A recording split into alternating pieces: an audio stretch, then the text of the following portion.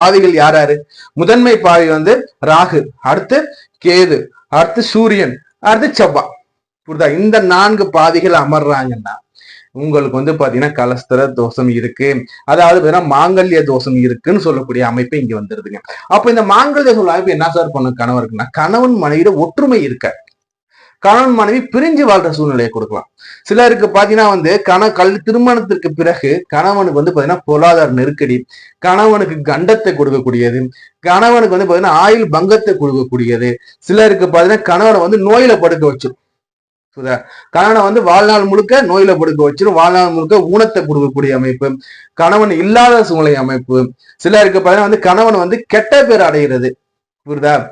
எப்படின்னா வெள்ள நிலவனா இருப்பாங்க, ஆனா வீட்டுல வந்தீங்கன்னா பொய் பேசக்கூடியவர், சூது செய்யக்கூடியவர், அதாவது பாத்தீங்கன்னா வேற தொடர்புல இருக்கக்கூடியவங்க, மது அருந்தக்கூடியவர், மனைவியை சித்திரவதை செய்யக்கூடியவர், இது